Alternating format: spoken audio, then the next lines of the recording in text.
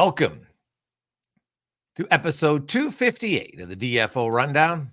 Jason Gregor, brought to you by Betano.ca. Please play responsibly. The game starts now at 19 plus. And man, hey, another Thursday nighter in the NFL. You have some interesting games in the National Hockey League.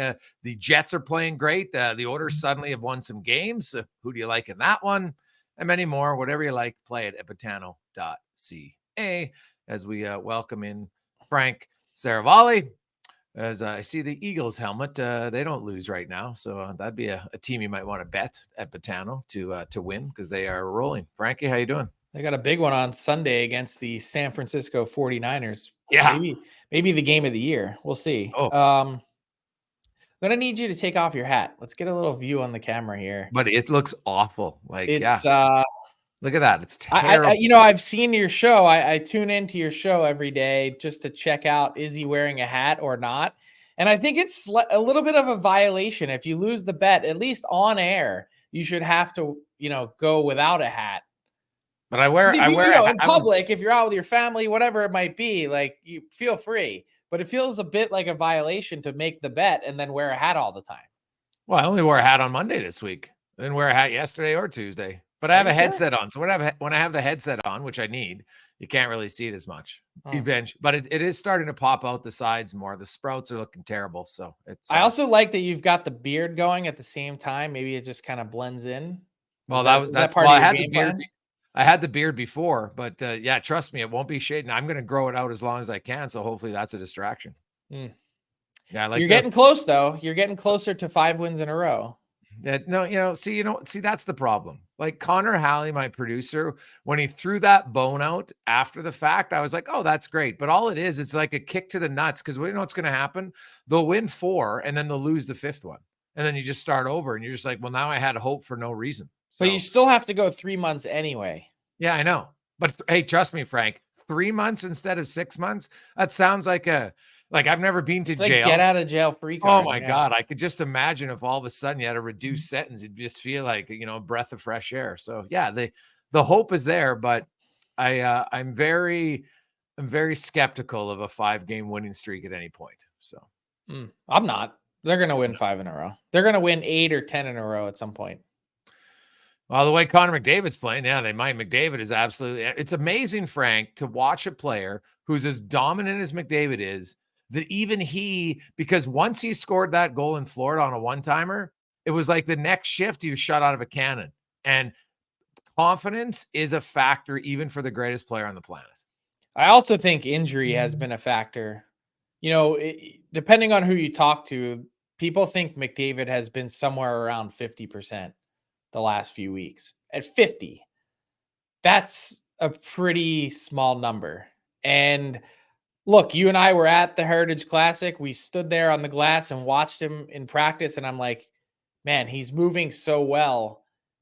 I think once he came back, there was probably a little bit of adrenaline that wore off that also left him back in a spot where he's like, oh man, maybe I shouldn't be playing. But he's such a competitor and knew where the team was at in the standings that probably felt like he had no choice. Yeah, it might have been. Like, McDavid's pretty tight-lipped. He's never wanted to use an excuse, but he used the word. Him and I have had a few conversations.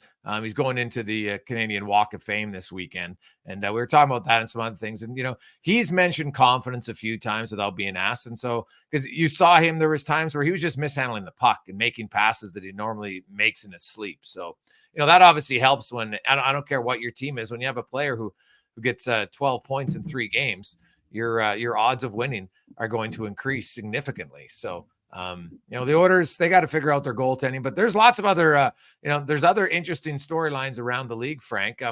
The Boston Bruins, for the first time in like forever, are struggling defensively. And I'm curious to see if this is just a small blip or if it's maybe the center ice position is slowly starting to show itself in Boston, maybe. It's a good question. I mean, part of it is it's all kind of worked cohesively. I don't think it's just the center ice position. The defense has been so good in front of them, and the goaltending has been so good to see some of those numbers plummet a bit. Not all that surprising given how high they were, but the Bruins and the whole system has been almost airtight. Yeah. And these last 5 games, we're kind of starting to see it's maybe a little bit more than 5 games. We're starting to see some cracks in that, kind of going back 7 games now, giving up 5, 4, 3. Sorry. You're right. It's 5 Yeah. games. Yeah. 5 games. 5-1, 5-7, 5. Yeah. And the thing is, for like, they gave up 5 to Columbus and 5 to Detroit. Now the Rangers are pretty good. They gave up 7 there, 5 to Tampa Bay. It's just, when you give up 5 goals 4 times, when I don't think like they gave up 5 once in their first, what would that be? 16 games. So, and that's just what they've done really for a whole calendar year. It was probably maybe unrealistic to expect them to be that good defensively in a time where there's more goals, right? Like you look at the league average in save percentage right now, Frank, I think is like 903. So a lot of us have to adjust, when people talk about 915 save percentage, like 915 save percentage, man, you're elite almost now. It's crazy. It's like the league average is like between 901 and 903. Yeah. And so 8 years ago, 914 or 915 was the league average. And it's great to see, to be honest. And I remember when all these, the goalies are way better. I'm like, maybe. But also I think you look at systems and the amount of quality shots you're allowed. Teams have really attacked more east to west now than they ever have before. It's harder on goalies in game to push from side to side, which is, I think, why it's even more imperative to have 2 decent goalies for your team, because they just get worn down in the style of play today. You just can't have guys play too much. Like gone are the days of Marty Brodeur playing 70 games, because look at his 70 games. He faced 20 shots a night. And lots of times he barely had to move because New Jersey, they played a really good system. Not taking anything away. Brodeur's elite goalie, don't get me wrong. But you didn't have to exert as much energy and goal then as you do now. Let's talk about the Detroit Red Wings. Patrick Kane, baby. Patrick Kane this week. He's about 7 to 10 days away from making his season debut. Probably could have played now, but wants a couple practices to get acclimated. Definitely weird seeing him in the all red of the Red Wings, his 3rd original 6 team. He's halfway there. I feel a lot better today after the Patrick Kane signing in declaring the Detroit Red Wings a playoff team. Ooh. Not saying it's a lock, just saying that I thought they maybe had a tenuous grip on it. And it's mostly just because I'm a believer in Kane. I think Kane, I'm going to make you a bet right now. I think Kane scores at an 85-point pace or better to close out the year. Well, Patrick Kane, when you look there, up until his hip injury, he was kind of like a little bit of a freedom fighter in Chicago. Like if you look at the top 10 scorers in the league, you had lots of duos, and then there's Patrick Kane, and there was no one really close around him who'd been there the whole time in Chicago. And he's a dynamic player. He's so creative. I still think when he has the puck on his stick in the offensive zone, he's top 3 most dangerous players. You see, he backs off guys and he circles. Remember, he'll start low and he circles back towards the blue line, and guys are just like, oh my God, what's he going to do? So yeah, he'll add things like Detroit. I really think their division's tough because there's Boston, Florida, Tampa, and Toronto. But I look at the Metro, and after New York and Carolina, Frank, like New Jersey's probably going to come on, but then that means they have to beat out Washington, Philly, and the Islanders to get the wild card spot. And I definitely think Detroit's very capable of doing that. Yeah, I mean, who they have to fend off is Pitt and maybe the Islanders. Yeah, probably. I mean, that's who they're competing against, right? Yeah, like if now Buffalo, maybe like Tage Thompson. I haven't seen an update on his injury and how long he's going to be out, but obviously the longer he's out, I think that hurts them. But the Caps, he's only probably. Yeah, well, the Cap. Hey, I'll give this to Washington. They went into LA last night, Frank, Now, granted, Charlie Lindgren was excellent again, and they won a game with 15 shots on goal. Now, they're not Tampa scoring 8 times on 15 shots, but they won 2-1, and Charlie Lindgren was outstanding. And, I give the Capitals credit. Like, they're winning games, Frank, that they really don't have any business winning because their goaltending so good.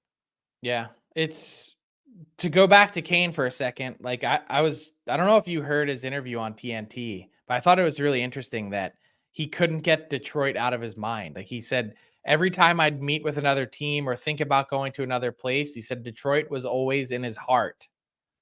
And I thought that was fascinating. I just think watching the videos, talking to people who have seen him train, like they think he's turned back the clock a number of years. And I don't think he's going to be 105 or 110 point player, although I'd never rule it out. If you think back to even last year, basically playing with one hip, he was still at 0.7 points per game. Oh, I know. Dynamic player. Like, how often do you get to add an 85 point player in the middle of your season for nothing? And could you make the argument, Frank, that this almost is like adding 2 players for Detroit? Because I know he got off to a red hot start, but Alex DeBrincat has really slowed down. But now you put DeBrincat back with Kane, because I know they're going to, like, I would assume that's like, you'd be foolish not to play them together, that gets DeBrincat back, because he started like a house on fire. We obviously knew that wasn't sustainable, but he hasn't done much here. He's on like a 24, 25 goal pace here the last 14 games. Well, all of a sudden now you bring in Patrick Kane. He scored 40 goals with Kane. They like playing with each other. Like it makes a lot of sense. That was a sign that I missed and probably should have paid closer attention to the reporting process of this, because I think when he first met with them, part of the discussion was, well, Alex DeBrincat and I have great chemistry, and not only that, but we're really close friends. I would like the opportunity to play with him. And I think the Red Wings at that point in time were looking at the production from DeBrincat, Larkin, and Lucas Raymond saying, well, hold on a second here. We can't guarantee that we're going to break up that line. And it's a week ago, and Dylan Larkin has been banged up, but it's a week ago that line is no longer together. Yeah. And so Derek Lalonde hinted at the possibility of DeBrincat, Larkin, and Kane playing together, which would make Lucas Raymond the odd man out. Either way, I think the stone cold mortal lock to start is Kane and DeBrincat, and we'll see where it goes from there. Oh, yeah. I think you have to. Like, DeBrincat has 3 goals in his last 14 games, which is not awful, but, it's not close to a 40 goal pace, not even a 30 goal pace. So, he obviously, I know, hey, you go streaky. He's still got 12 goals in 21 games, which is excellent. He's on pace for 40. But I look at DeBrincat and I just think, man, that gives Detroit. And when you add an elite player for nothing, Frank, that's the other thing. This is not like a trade. This is an in-season. That's what I was saying.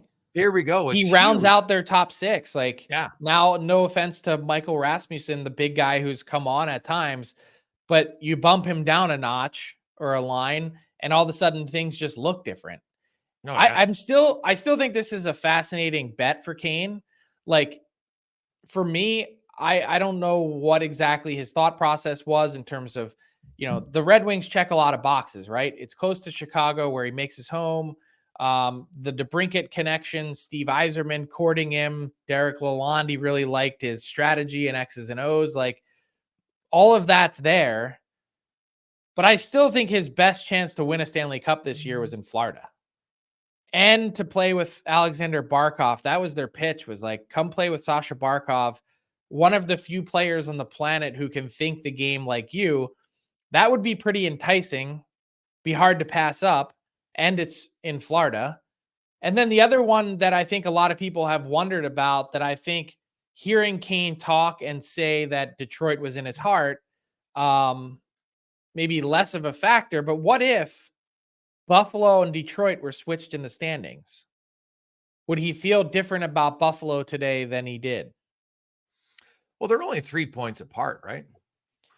Right, but Detroit's sort of been in a playoff spot for the last number of weeks, whereas Buffalo 10 days ago was toward the bottom of the East standings. Yeah, no. No, that's fair, right? And there's got to be something else that, you mentioned original six, Frank, and maybe for Kane, sometimes going home not everybody wants to go home, right? Well, he So doesn't. So I don't think he owns a house in Buffalo anymore. So I it's know, but still, he's yeah, from that area, right? yeah, right. So, right, so it's not you. I think there was definitely a family poll, a sort of, hey, Buffalo would be pretty awesome. And the other thing that I think would have to be tempting about Buffalo, he turned down multi-year deals. He might have been able to go to Buffalo and end his career there. And I guess he still could. You could always revisit it. This is a 1-year deal that makes him a free agent. Maybe he's not a fit. Maybe it doesn't pan out. Maybe his game isn't where it once was after this surgery. This is a big deal. Yeah. I look at Kane, and it's a 1-year deal. And let's say he produces, close to the projections that you're saying, Frank. He'll be in line for a payday. Like, he could easily be Joe Pavelski at his age, easily, and get a 3-year deal at $7 million. Oh, I agree. I don't think that's been the motivating factor. I think No. he's just a hockey nerd that loves every second of it. But why not play yourself into that spot? Go out and have an 85-point pace season, and you're going to be getting paid. And you're in an original six market that hasn't had a lot of success. If all of a sudden you come in and you help bring the Red Wings just get back to the playoffs the first year, man, Red Wing fans are just going to be like, we got to sign this guy. They're going to love him. Like, he'll be an instant fan favorite in Motown. There's no doubt in my mind. It's a great hockey market. The fans are awesome. Their team has stunk for a while, which is fair. Hey, they had I don't feel sorry for Detroit fans. They had a really good run of like 25 years, right? Like, come on. So, but I can understand why they say, okay, we've had some tough years now. Let's get back into the dance and see what happens. By the way, we're not doing the generous guy today, only once a week from our friends at Crown Royal, but chef's What, did you kiss. just do the DeVito? Is that what you're doing? right Yeah, I was chef's kiss to Daniel Sprong for his generosity and just giving up the jersey. Number 88 becomes number 17. And I thought that was the perfect way to he just said, look, you can have it. Didn't ask for anything, no deal. Well, he's gonna get something. Oh yeah. That's what I'm saying. He handled it as perfectly as you could. Yeah. What an absolute legend play. Hey, you can have it, no problem. You're number 88. You're one of the best of all time. All you, buddy. Now, Frank, let's go to, I know Patrick Kane's in Detroit, but he was in Chicago. I read your article about Corey Perry, and kind of, what can you tell us? What are you unearthing on this story? Look, this has no doubt been a complicated one to sift through. I think there's been lots of rumor and innuendo. Almost 99% of it has been inaccurate, and was glad the Chicago Blackhawks, after letting things linger out there for so long, finally cleared the air and had dispelled that disgusting rumor that was floating around on social media, and for whatever reason still is persisting and is talked about often. But look, this is a fascinating case study. To our knowledge, nothing illegal has happened, and the Blackhawks have made a decision to terminate a contract based on conduct that they felt was inappropriate. And I was told that this was an alcohol-fueled event. There were team employees there, and we still don't have clarity on exactly what happened, who witnessed it, who reported it. All of those things. We're left with a lot of questions. But I think one of the biggest ones is, did the Chicago Blackhawks, because of what they've been through and the sensitivity that they have around their organization to be squeaky clean after being accused of a cover-up of sexual assault, or proven that they covered up a sexual assault, that we're now in a spot where, did the Blackhawks, is there a chance they overreacted here? And I think one of the real problems is, well, first off, we don't have any details. And you've had a player who's had a pretty good reputation, who has won just about everything you could in the game, as a borderline Hall of Famer, having his contract terminated and kind of his career burnt to a crisp in the last week where it seems like the NHL is perfectly comfortable allowing teams to terminate contracts and then on the back end, just, whatever, we'll settle it and figure it out later. And that part, I think, is disturbing to a lot of players, agents, and frankly, other team executives who are now wondering, is this fair game or is this open season? That if you don't even break a law, we don't know what rule he violated, that you can step forward and terminate a contract. That part is a lingering question that, unfortunately, we'll see if the NHLPA or Corey Perry decides to grieve this. But I don't think it's about money. I think it's about precedent. I think it's about being in a spot where we don't know who investigated this for the Blackhawks. What were the findings? Was there an independent investigation? To have all of this wrapped up in 6 days and put a neat, tidy bow on it, I get why the Blackhawks would want to act that way, because they don't want to be accused the other direction of any impropriety. But man, it's an interesting precedent to try and set. Well, it is. I like how you worded that you're like, okay, we'll terminate the contract and worry about it later. So Corey Perry had a $2 million signing bonus he's already received, and basically received about a quarter of the $2 million that was owed to him during the season. So that's 2.5 mil. He's owed about 1.5 million. And so you look at it, I think, like, if Corey Perry didn't do anything illegal, right? Maybe made a bad decision that, people have to debate on, I guess, where their moral compass is, because I don't know exactly what the situation was. Is that enough to have your reputation tarnished publicly? The rumors are so stupid that people will put out there, and then they try to defend it by saying, well, if they just tell the truth, then I wouldn't do it. What? Like, that makes no sense to me. But anyway, I wonder, Frank, do they challenge it? Like the NHLPA probably more than Perry, because this is not a precedent you want set for any player. But then Perry individually probably would be looked at, and other teams would say, well, we'll sign him for $1 million. So he's not really out much money, but his reputation takes the hit. And how much is that worth to a person? I think that's going to be the interesting thing here is when the real story comes out. And, if the real story comes out, maybe he decides not to challenge this. And I don't think the PA can grieve it without him being party to it. But I agree, like, the reputation part is huge. It's way more than the money. And I think there's already teams that are interested and intrigued to see where this goes, because Corey Perry was on a 52-point pace this season as a 38-year-old.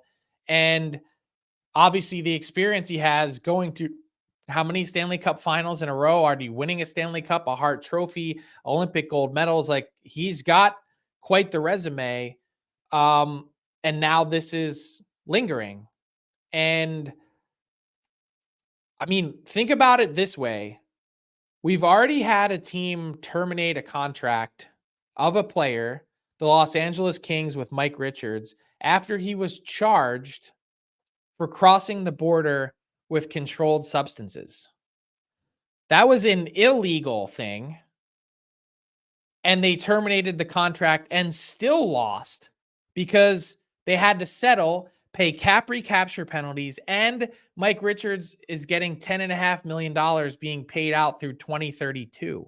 Yeah, he got half his money owed, correct? 50%. But what I'm saying is it's a win for the team, because the Kings at that point got off of the contract and the owner's cap hit and had to pay a very small percentage of it. But something illegal was still found in the player's interest to get some money back. Mm-hmm. This, we don't know. Every piece of intel we have to this point is that there were no laws broken. There's no criminal investigation. There's nothing here in terms of that.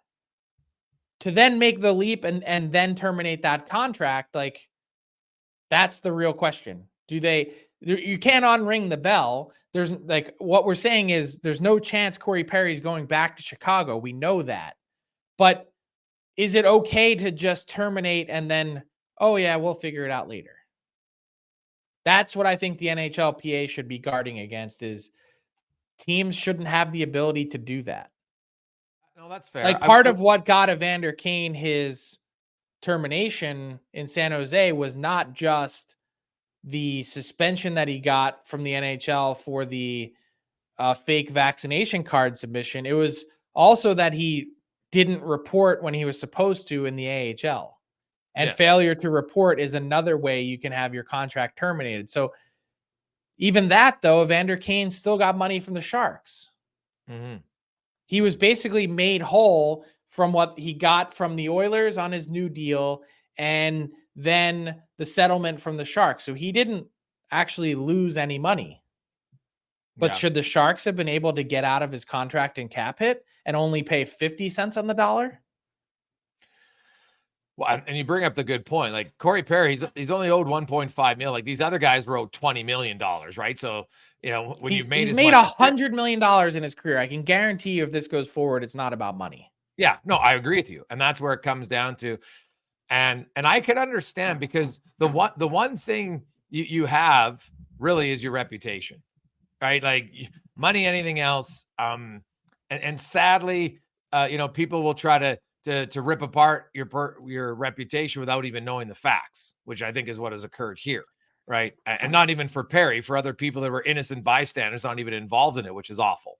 And hopefully a learning experience, but I'm not holding my breath for society on this one. But and also not saying that he's squeaky clean either. No, not at all. There's obviously some responsibility borne on the player here. But I think we'd be entering new territory depending on what this is. Yeah. That's all. So yeah, like it's like if you try to piece together from reading your article, Frank, Emily Kaplan's, I've read a few of them, and you know what? Bad decision made while you're drunk, and being drunk is an excuse for bad decisions. I want to clarify that, right? I know that they'll try to use it for that. It all depends on what level of a bad decision was it, right? Like if it's just a moral one. Yeah, we're not gonna even wade into speculating on what that might be. Yeah, well, exactly. So, but it'll be interesting to see. So you think at the end of the day, it's going to be out to Corey Perry if this becomes like if everything comes to the front, do you believe? Yes. All right. Let's bring in Tyler Yaremchuk now. What is up, boys? I'm back and ready with a new edition of Buy or Sell. Just kidding. It's fill in the blank today. Either way, it's delivered by our friends at DoorDash, where for a limited time, our Canadian listeners can get 25% off and no delivery fees on their first order of $15 or more when they download the app and use the promo code NATION25, all caps, and it's up on the top of your screen if you're watching on our YouTube, NATION25. You guys haven't hit on the Minnesota Wild and their coaching change. They're 1-0 since making the change. So I will ask you, the Minnesota Wild have a blank percent chance of turning this around and making the playoffs. Frank? 60%. 60. It's decent. That's solid. I mean, the West is largely average right now, so I can get behind 60. Jay, what do you say? Look at the Wild. Where are they? They got 16 points now. They got a few games in hand. They're not that far out, right? If they win their game in hand, they're only 4 back in Nashville. But Edmonton and Calgary ahead of them. I don't love their chances, so I will give them more like a 40% chance. A lot of teams to jump, which, I mean, later in the year, that could become a problem. For now, I mean, you never know what a 6 or 7 game heater can do for you. Is Kaprizov, the big question is Kaprizov going to get back to his level? Like, I don't care who you are as a team, you need your best guys going. Yeah, that is fair. Well, let's go from somewhat close to the bottom of the Western Conference to all the way up near the top. The Vancouver Canucks and Vegas Golden Knights going to go head-to-head tonight. Vancouver just 1 point back of Vegas. So I will ask you guys, the Canucks have a blank percent chance of winning the Pacific Division this year. Jay? Percent chance. I'm going to say 10 because I think LA is the best. I think LA is going to win. Really? So you're not even going to say Vegas as your favorite? No. Wow. Interesting stuff. Frank? It's funny. The number I had in my head was 12. Don't know why, but I do think the Kings and Golden Knights are both better. And maybe I was just a year too early. I said the Kings were going to win the division last year. the Kings by points percentage are leading the division. Mm. So good call by you. I think it's either one of those teams, and between Vegas and LA, I think it's a coin flip. Right now, our friends at Patano have updated Pacific Division winner odds. The LA Kings are the favorites at plus 125, followed by the Vegas Golden Knights at plus 155, and then the Canucks all the way down at 5-1. So it kind of lines up with what you guys. So were they're saying 20% essentially, right? It would be when the odds get converted weird. It's a 1 in 6 chance is kind of what they're giving them at plus 500. So yeah. So that's right on the money. What did I say? 12%. Yeah, It's you're pretty much 1 in 6 is 16%. Mm-hmm. All right, third one I have for you guys. If you remember back on the Monday edition of the podcast, I asked you guys, if you thought there was going to be a big trade in the month of December. You both kind of said, yeah, there's a chance one happens. So I will get more specific on it here. Blank is the most likely team to be involved in a trade in the month of December. Frank?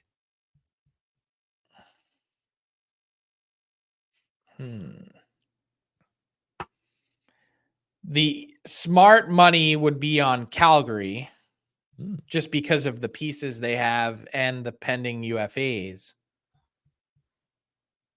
Then the next most logical team would be the Toronto Maple Leafs because of their needs on defense. So I think Jay nodding means I'm picking his team, but I'm going to say the Vancouver Canucks. I'm going to say, armed with the most cap flexibility they've had since Patrick Allvin and Jim Rutherford took over, that now having gotten off of Anthony Beauvillier's contract, they can now make a move for someone that they want. Yeah, I said it would happen after Christmas, Ty, but the Vancouver, like, just shedding $4 million in cap space, that's pretty good. It's pretty significant as far as a cap move, maybe not significant of a player move. So I guess in theory, Frank was right, because Beauvillier did get traded before Christmas time. And that's a lot of cap space to free up for a 5th rounder. Like, they're just right place, right time for the Canucks. 100%. So I think Toronto's the team. Like, Giordano now injured. Their defense core was thin to begin with. They got to make a move, and the team that has it would be Calgary, and of course it's the GM former team there. There's we can connect a lot of dots here that would make sense, but I'm not sold it's going to be Calgary, to be honest, because I think the Flames are starting to play better, and they might feel that they're in the mix. So unless it's a hockey trade, guys, and I'm not sure, Toronto. Did they have a forward? Because, are you going to give up a forward on the roster for a guy who's a pending UFA? Unlikely. So I think it is Toronto looking for a defenseman first. I think that they desperately need one, and it becomes even more desperate with the injury to Giordano. I think the desperation is equal in Van. Like, consider what we're at right now. Susie out. Myers was banged up. Friedman was out. I mean, they're back to dressing guys like Cole McWard and Noah Juleson that they really were trying to get away from this year. I think the need is equal in Vancouver. I think we just hear more in Toronto. Do they just take the simple route, Frank, and sign free agent Ethan Bear, who played there, and just say, you know what, we can fill a gap there? That's what I think. That's an easy route to try. I just don't know that Ethan Bear is going to be any different than the player you saw the last couple of years, which is not an impact. He's just a warm body. I would agree. He's a third pairing defender on that team at best, right? When they're competitive. So, but it could be a good stopgap for that time being, right? I don't think he's going to command big money by any stretch of the imagination. No, he's not. But the other thing I'd be concerned about is one of the big question marks about Ethan Bear behind the scenes has been his conditioning. For someone who's been out so long with an injury, does it take him longer to get up to speed? Yeah. Fair question as well. I had a fourth one because I was worried you guys would hit on one of my topics, and you really didn't, but I will throw it your way anyways. Frank, you kind of answered this one earlier in the show. Patrick Kane will have a blank points per game with the Detroit Red Wings this season. Jason? God, I love Patrick Kane, and I love offense. So I'm going to say 1.1 points. Ooh, wow. Over a point per game. Spicy. Frank, what are you saying? Yeah, I said 85. That's also over a point per game. So, all right. Giddy up. Jay just prices righted me. Well, technically 1.1, I think, is actually higher than yours. Yeah, it is. Yeah. So, You would want to go technically lower for prices, right? Closer to the number might be it, Without though. going over. Yeah. Oh, Well, you could be this right. is way too much math for me, so I am out. That'll be a wrap on this week's edition of Fill in the Blank, delivered by DoorDash. So let's talk quickly about the Wild, because I love that Dean Evison made the point that he did with Michael Russo. I thought it was a fantastic interview. So often you see coaches fired and you never hear from them again until they surface with their next job. And he's like, no, I'm not hiding. And I love the attitude that he had. The one quote about, I didn't wake up today thinking I'm a shitty coach. I think I'm a bleeping good coach and I'm ready. And I just love that approach. Like, he lost his last 7 games in a row behind the bench in Minnesota. And if not for that, he would have had a higher points percentage than Jay Woodcroft, who was fired with a 643. Like, we're talking about 2 good coaches now available on the market, ready for their next opportunity. And I think to hear it from Dean Evison about how excited he is to get that chance again, and the thought process that he has about this Wild team, and the insight he shared about Joel Eriksson-Ek being their most valuable player and Kirill Kaprizov potentially being hurt. Like, that was, the entire thing was must read. And so good job on Michael Russo to have the relationship with Dean Evison, to meet up with him and talk it out. And good on Dean Evison to not go into a cocoon and hide. Well, you know what? I did really like that. And Russo is obviously one of the better reporters in the game. There's no question about it. And Evison, I agree with you, Frank. It is nice to, I think, it's good for your career and it's good for the fans to be like, okay, we hear from the guy, rather than just go away and say nothing. You can be frustrated, take a few days, but I always think it actually better for the coach to reach out and say some things if they want. But I look at, it's interesting, Frank. Here we are, and it's November 30th. And at the start of the season, most people felt like the one coach who was, on the hottest seat was the guy in Ottawa, and they needed a good start. And here we are, November 30th, Frank, and the Ottawa Senators are 29th, and they still haven't made a coaching change. And now Minnesota and Edmonton had maybe higher expectations, but there were expectations in Ottawa. Like, are you surprised nothing's happened yet? Like, is this like days away? Is this inevitable here that we haven't seen a change? Like, Smith's been there longer than either Woodcroft or Evison and has had less success. So I would say take it with a grain of salt, considering that you and I on Monday were both saying, and it was more or less based on the comments that Bill Guerin had made to me specifically in Stockholm about how good of a coach Dean Evison is. And then I think he ended up firing him the same day that our pod came out on Monday. Yeah. And it was interesting to hear the backstory of, him going in to meet, and he's like, "Hey, are you firing me, bud?" And he's like, "Yep." And then they just start crying. It's an amazing story. But when it comes to the Senators, I was told earlier this week when I checked in, hey, is there a coaching change coming? And the answer is no change is coming. So we'll see. I mean, 6-12-1 last year is what sunk the Sens and their season. They're slightly better this year, but still at the very bottom in the Eastern Conference in terms of points. Although the Blue Jackets have a whopping 7 games in hand. It's crazy, isn't it? Like, Ottawa's schedule, Frank, I was looking at, because they've only played 17 games. They've had such a weird schedule. They're starting in December. They're playing so many more games than other teams. It's kind of crazy. Like, they're really going to be running them, and the Washington Capitals, the same thing. So it'll be interesting to see and that's harder. Now, not only you're playing catch up, you're doing it with more games in a condensed period of time. Yeah. And so here, the backstory here is pretty simple. When Steve Stais took over and Pierre Dorion was fired, the leadership group of the Sens asked him to settle things down. They said, this has been a dramatic start to the year. Shane Pinto suspended, first round pick forfeited, new owner takes over in September, late September, just before training camp or during training camp. And then we've got a new GM in place that's also our president of hockey ops, and they're saying we want to settle down and we want some stability. So that has been the mission and mandate from Steve Stais, has been to try and implement that.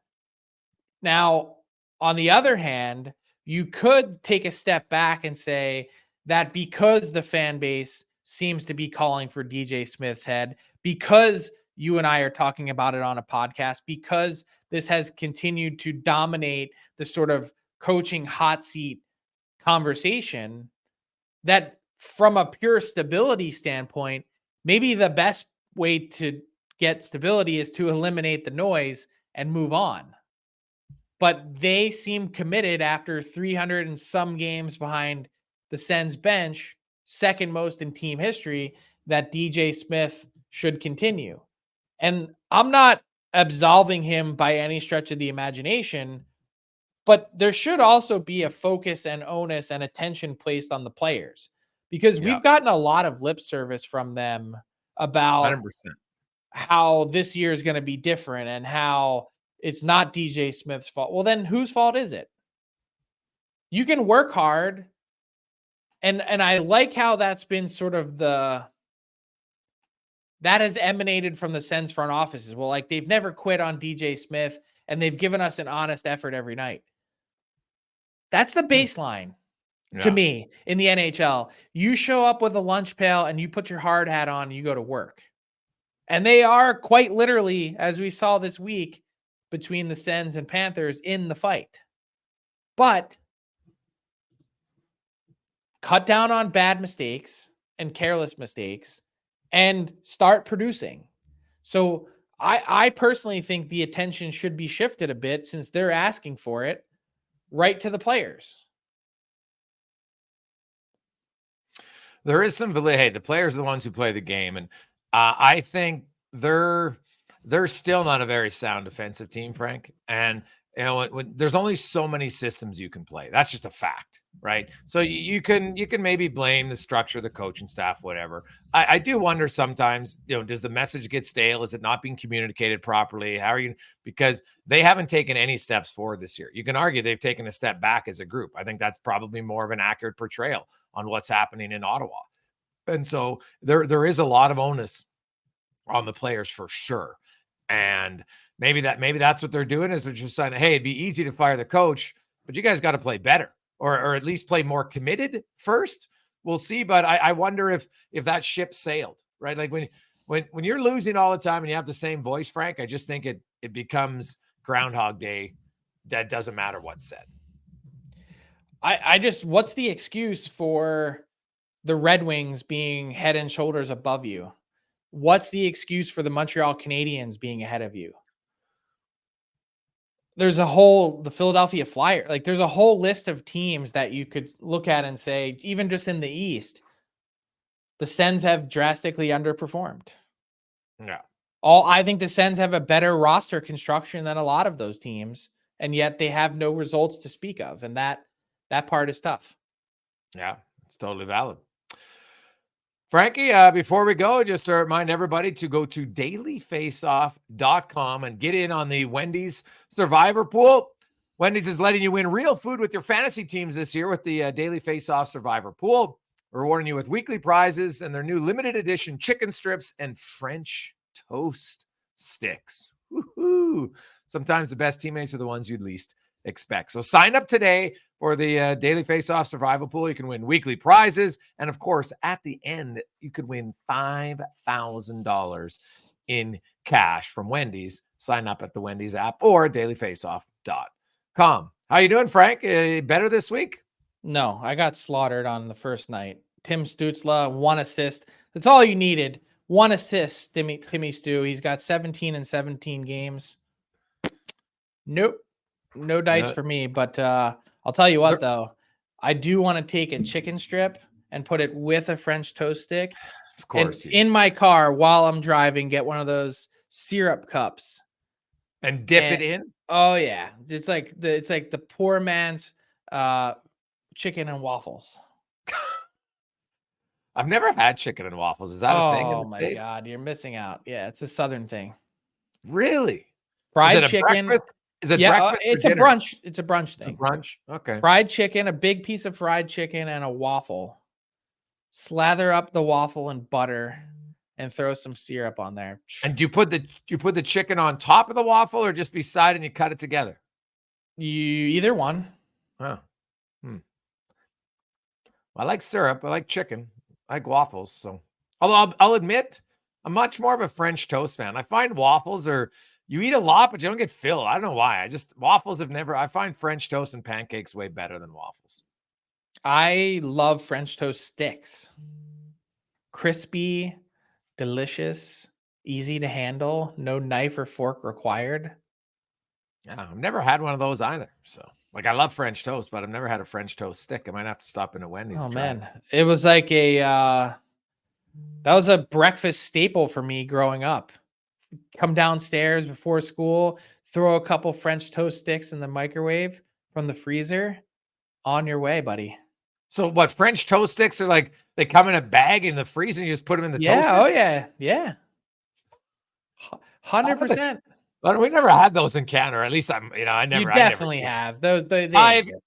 Tyler, get back in here. Have you seen French toast sticks at the freezer in Canada? I used to have them as a kid. I don't know if they still make them now, Greg's, but when I was like 10, Eggo used to make like a kind of French toast sticks you just throw in the. See, I remember Eggos, but I don't remember the French toast sticks. But dude, it just means you're old.